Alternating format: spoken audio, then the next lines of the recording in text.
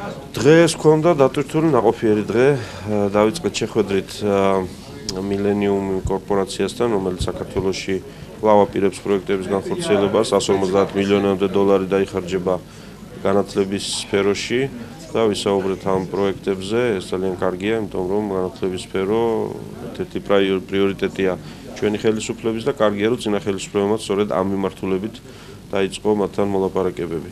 ქონდა შეხვედრა შემდეგ ძალიან მნიშვნელოვანი თავდაცვის დეპარტამენტში, პენტაგონში, სადაც ვისაუბრეთ ჩვენი თანამშრომლობის თაობაზე თავდაცვის და სამხედრო სფეროში. შემდეგ ქონდა ასევე ძალიან მნიშვნელოვანი შეხვედრა უკვე თეთრსახში, სადაც შევხვდით უშუალოდ საბჭოს მრჩეველს, ბატონ სულივანს, რომელიც ვიცე-პრეზიდენტის მრჩეველია ამ საკითხებში და ბევრ საინტერესო და დელიკატურ თემას შევეხეთ ქვეყნის უსაფრთხოების და ორ ქვეყანას შორის შემდგომი ურთიერთობების გაგრძელების.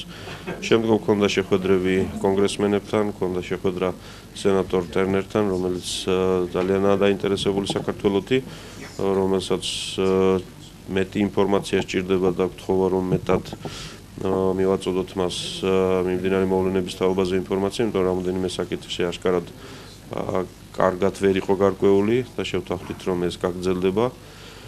ქონდა შეხვედრა დაახლოებით 1 საათიანი დემოკრატიული პარტიის ლიდერთან კონგრესში ქალბატონ ნენსი პელოსისთან, რომელიც სპიკერი იყო მოგესალმებით კონგრესის.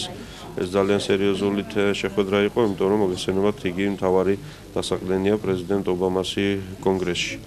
ეს შეხვედრაც საგარეო პოლიტიკით დაინტერესებულ ექსპერტებთან წუთში დასრულდა და ძალიან ბევრი საინტერესო კითხვა დაისვა და ახლა მივემგზავრებით საბჭოთა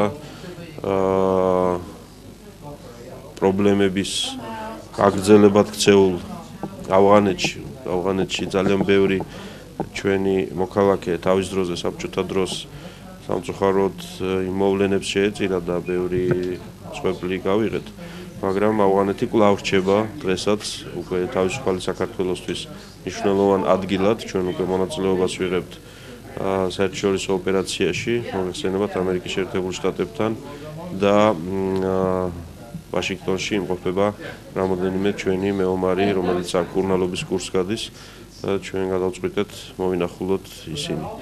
ხვალ გაგრძელდება მუშაობა კონგრესში, სენატში, კიდევ საინტერესო შეხვედრები, ასე რომ მე მგონი საპარლამენტო დელეგაცია მუშაობს სრული დატვირთვით ამ დღეებში.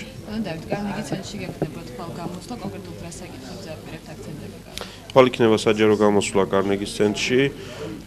ძირითადად ვისაუბრებთ იმ ყველაფერზე, რასაც ვსაუბრობთ ოფიციალურ წარმომადგენლებთან, კონგრესმენებთან, აღმასრულებელი ხელისუფლების წარმომადგენლებთან, მაგრამ ეს იქნება საჯარო გამოსვლა, ყველა შეიძლება დასწრება და ბუნებრივია რამოდენიმე ცოტა ისეთ ცნობიარე თემაზე არ გვექნება საუბარი, ის რაც უშუალოდ უსაფრთხოების და სხვა თემებს ეხება, მაგრამ საგარეო პოლიტიკის და საშინაო პოლიტიკის ყველა თემაზე ვისაუბრებთ.